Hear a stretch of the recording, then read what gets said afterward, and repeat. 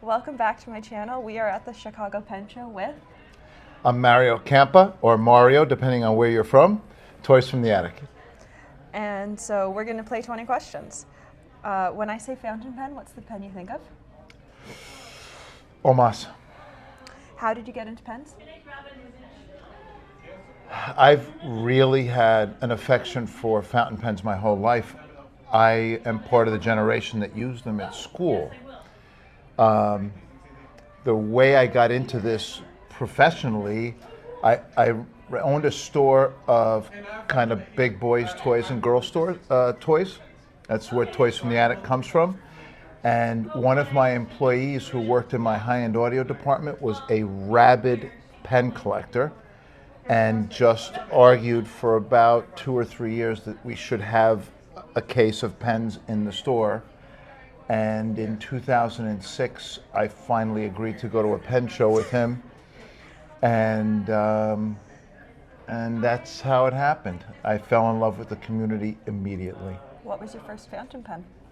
My very first fountain pen was a Schaefer student pen, and I liked it so much I bought 3: clear, trans blue, and trans gray. What's your current daily driver? I like to kind of float through pens. Yep. But the pen I'm using right now was a pen that was gifted to me. It's a Maquet pen. Doesn't really have a name. It's an artist who took a pen and did this gorgeous Maquet work on. And he and I had done a few things together, and he gifted me this pen. And that is actually now through its second or third cycle of ink. I've been using it for a while. Fabulous. What's your favorite ink?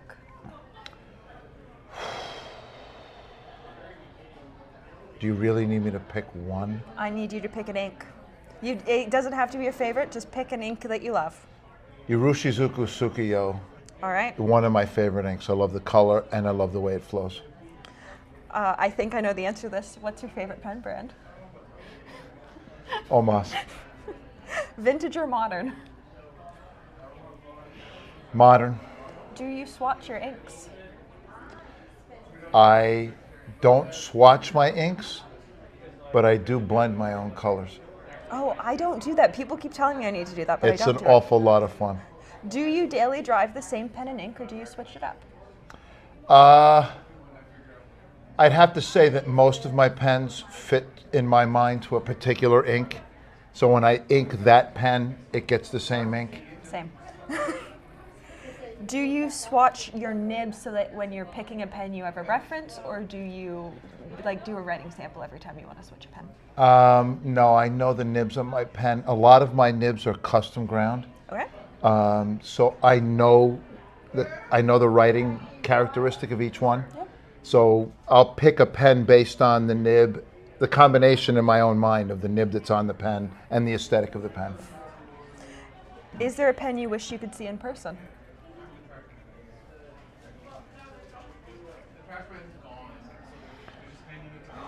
I've been at this for nearly 20 years, and I think I've seen every pen that I've ever wanted to see, and maybe every pen that there is to see. So no, I can't say that there's a pen I'm dying to see. Fair enough.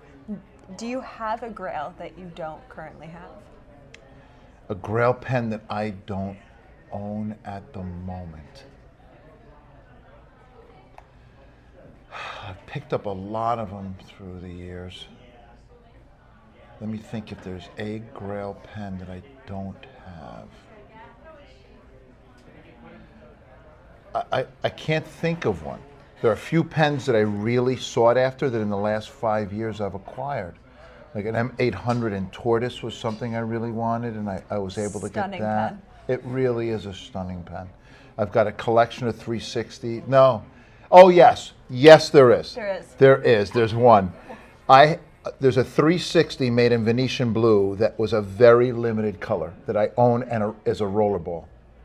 And I have wanted that pen as a fountain pen for probably 15 years. And I've had at least 3 of them slip through my fingers. So yeah, that's a pen I really like to have that I don't own. What pen would you recommend to a beginner?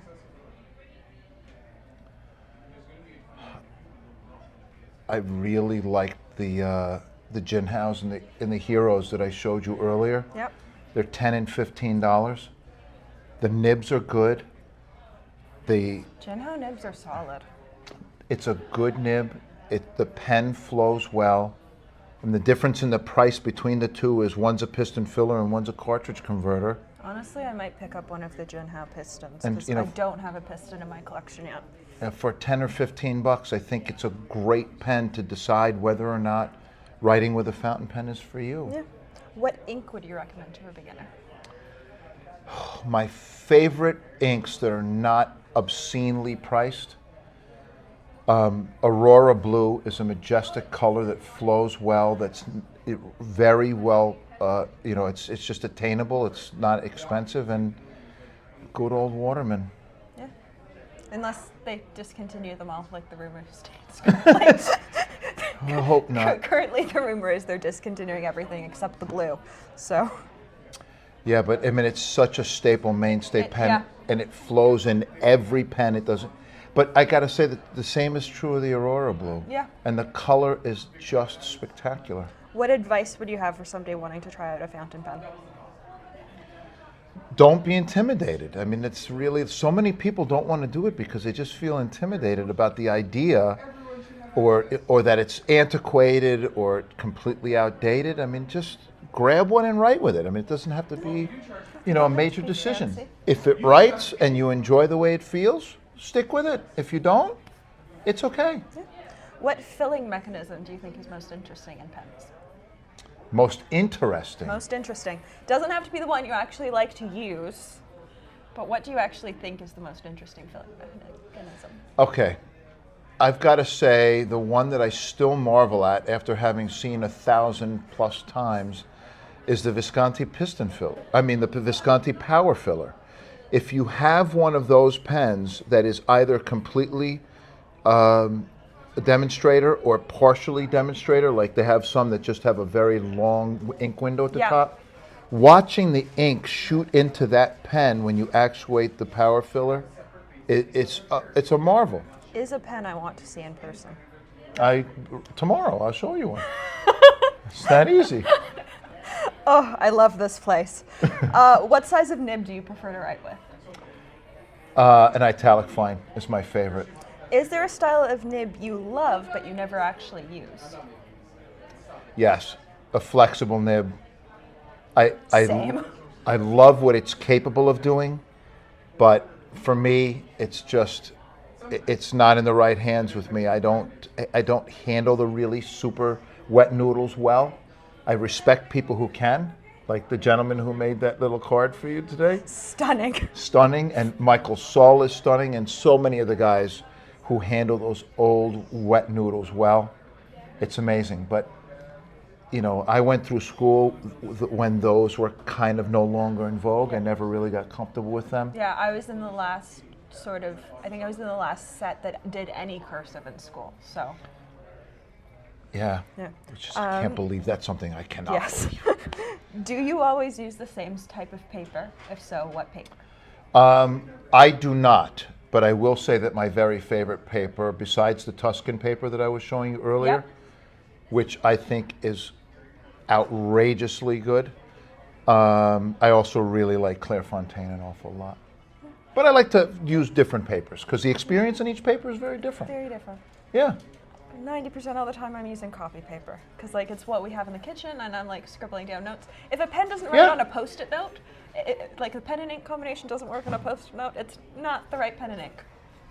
I need a pen that will work on post-it notes as well as fancy notebooks. It absolutely needs to be utility, right? I agree.